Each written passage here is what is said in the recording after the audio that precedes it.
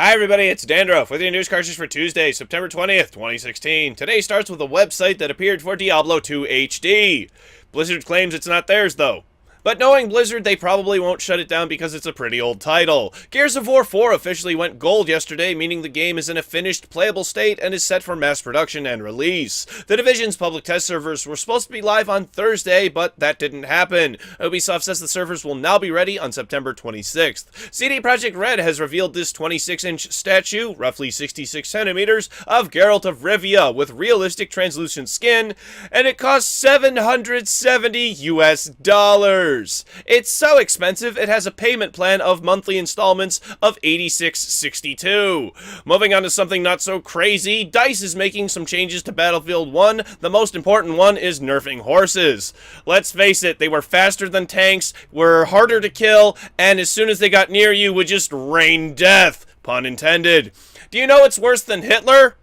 Not being able to kill Hitler unless you pre-order Sniper Elite 4. Included in the game will be a mission to kill the Fuhrer, but only as a pre-order bonus.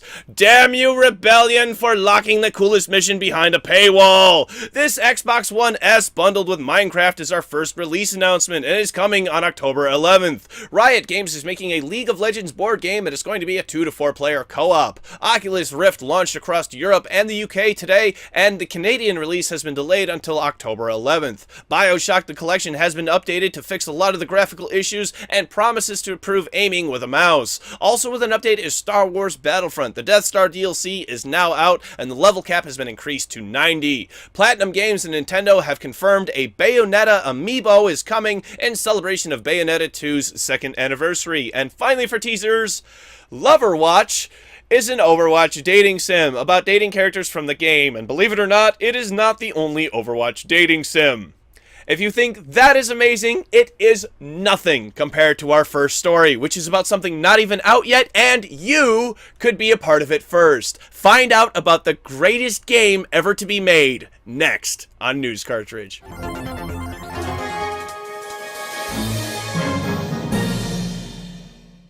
Today, I discovered the next best thing in gaming, and if you act now, you all can be a part of it too, before it even begins. Before we begin though, I have to tell everyone, and this part is true, I am not affiliated with this site at all, so promoting it is just fine. There is a new game coming. It's a game, yes indeed, a game, and it's called United Games App. This game, remember it's a game, connects with real-world sporting events, and you may place bets, or sorry, it's not betting, there is no gambling here, okay? No gambling. You place an amount of coins on a prediction for the outcome of events, and if you are right, you receive the same amount of coins in return. Remember though, this is not gambling. This is a game. How do you get coins? By purchasing them with real money, of course. It's not gambling. Do your research. Our good buddy TmarTn told me all about this in a video and even claimed he was affiliated with the site, but I can't show you that because he privated that video, probably to get a wider angle on his face. So remember kids, if you see this app, stay the hell away from it. It's the most egregious example of a hype train since No Man's Sky, and it's getting kids to gamble through a huge pyramid scheme. Fuck you, TmarTn.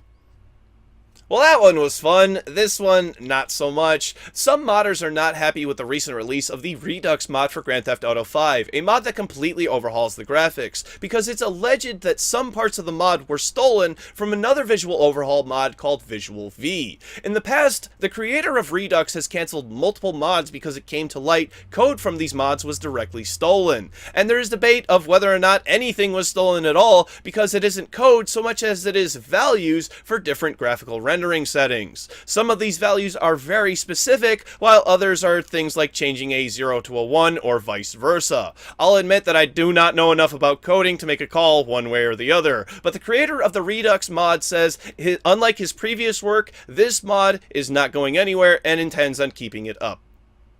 In the quick spot today, we are covering a whole bunch of Pokemon stuff. The president of the Pokemon Company said the studio will be making games for the Nintendo NX, unofficially confirming Pokemon games are coming to the next Nintendo console. New Pokemon from the upcoming Sun and Moon have been shown off. Find a link to the trailer in the description, as well as links for sources for all of today's stories. The Pokemon Bank will be adding a new National Pokedex feature, which will collect data about Pokemon from all different versions. And finally, don't forget to get your Vectini via mystery gift over the internet, because you only have 4 days left.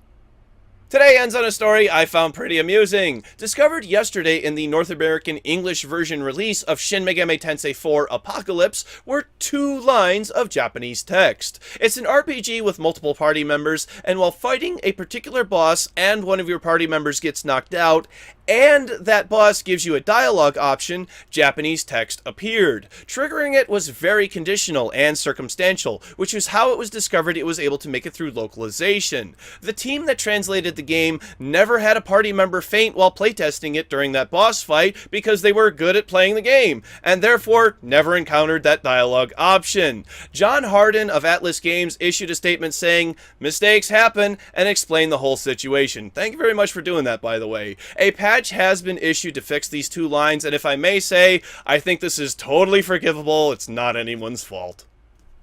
I know what you're here for. Tomorrow's game releases for PC: Cloud-Based Prime, Gravity Island, Pankapu, Mad Robot X, Agenda, Candy Kingdom, and Grave Run. For PlayStation 4, Mechanarium, and for Xbox One, Firewatch. Thank you very much, everybody. This has been News Cartridge. I am Dandruff. I will see you tomorrow. And this is a Fibonacci joke. It's as bad as the last 2 you heard combined.